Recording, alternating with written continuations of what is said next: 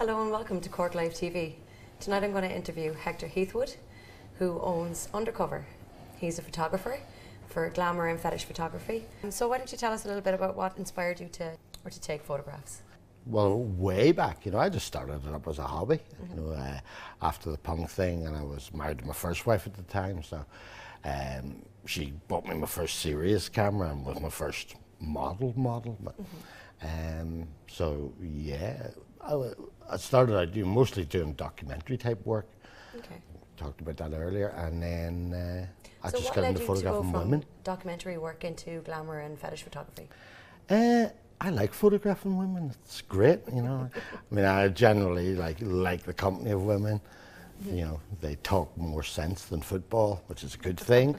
And I enjoy it. I enjoy the challenges of it. I think, it's probably worth saying one of my big inspirations when I started into the fetish side was Bob Clark, who I can't remember whether he was from Cork or from Limerick, but he brought out a book in the mid-80s called A Dark Summer, and it was a real kind of revelation, because up to then, if you did fetish stuff, it was somebody in a diver's suit with a gas mask on. It wasn't really that very nice, but he brought in this real femininity to it, and sort of like a sensuality of the curves and the curvaceousness of women, and I really enjoyed that work. And I'm not going to say my work was anything like it or a copy of it, but it took me down that line. It was an inspiration maybe for you? Or?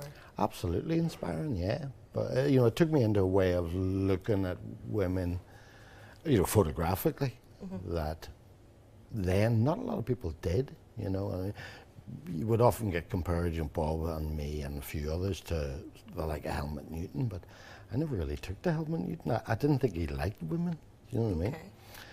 But Bob, you could see that he absolutely loved them. He loved being around them. He loved having fun with them. He loved photographing them. So, yeah, and I would feel the same way. But when I do my work, the undercover work, I try to find a way of looking at the women like their partners would.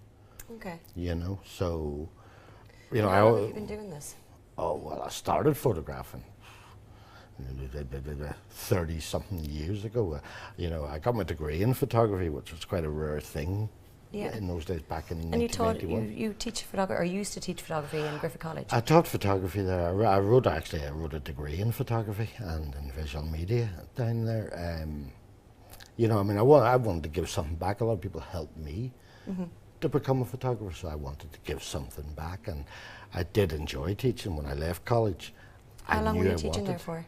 I was full-time 12 years. I mean, altogether I've been teaching for 20 years. I was at Dunleary, I was at UCD, Griffith, various other colleges, bits and bobs. But I was 12 years full-time at Griffith, all told. Tell us a little bit about an exhibition you had in London called Coffee, Cake and Kink. No, actually the venue was called Coffee, Cake and Kink. Oh, okay.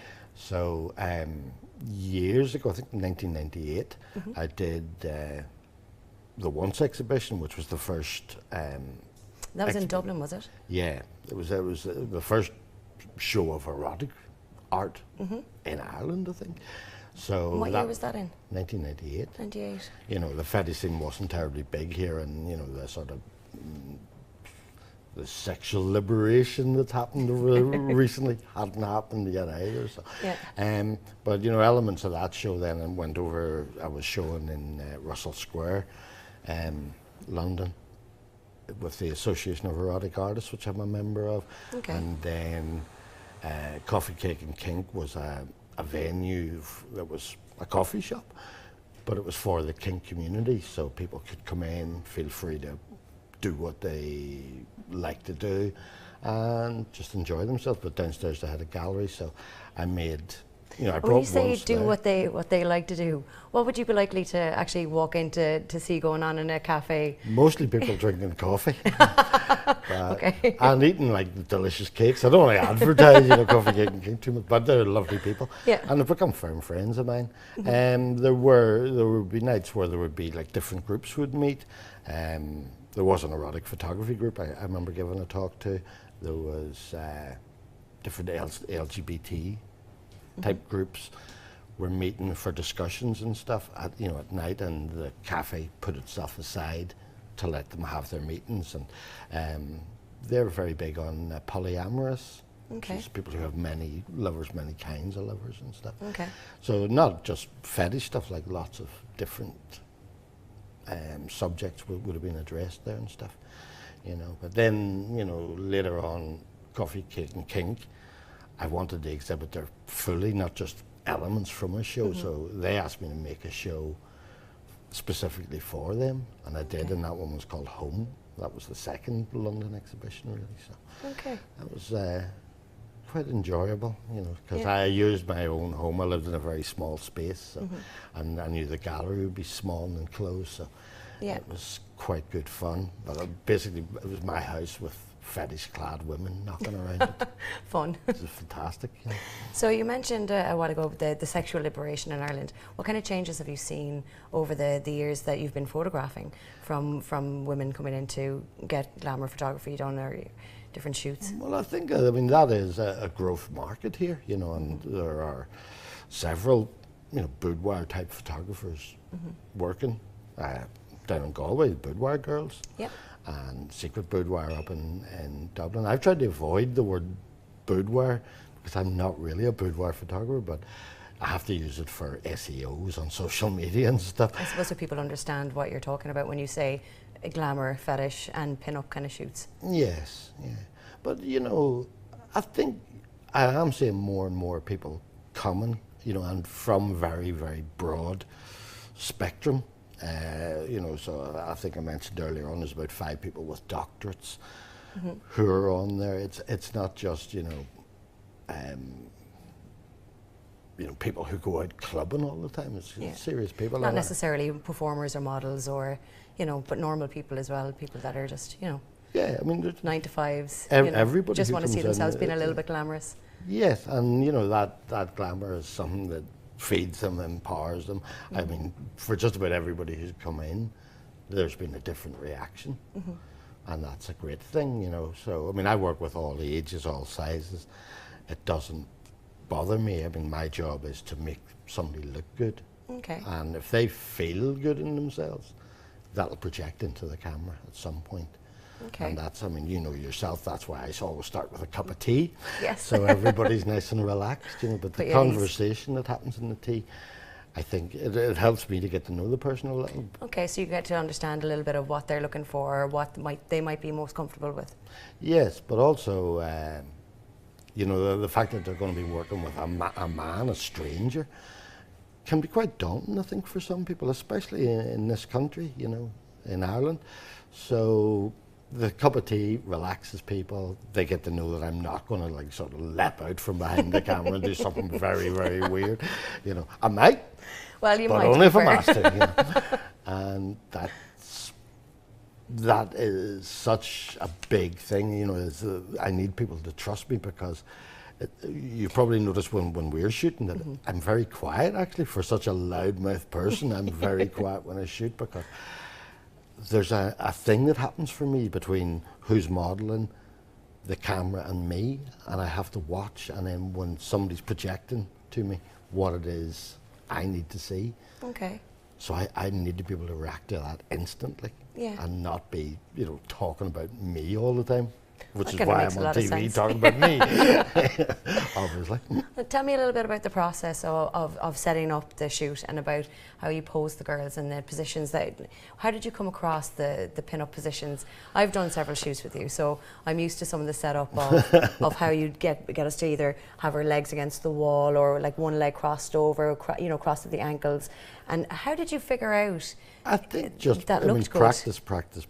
But also, you know, when I was at college, I was already started onto the pin-up thing. Part of my degree work was pin-up, as well as another part was fetish related. So I was obviously looking at a lot of the old pin-up type photography from the 50s and stuff. So the Betty Page stuff and that kind of thing? Yes, and you know, some of the photographers who were working were extremely good in those days, you know, and just, it wasn't so much how they worked, the technicalities of it, but in the mood they brought to the studio, and the sort of comfort zone and things like that, you know, but very, very attentive to detail, and that's, I mean, that probably comes for me from the commercial photography that I used to do, you know, attending to every single detail so the thing is right, and, you know, not, I'll make it okay in Photoshop, you know what I mean?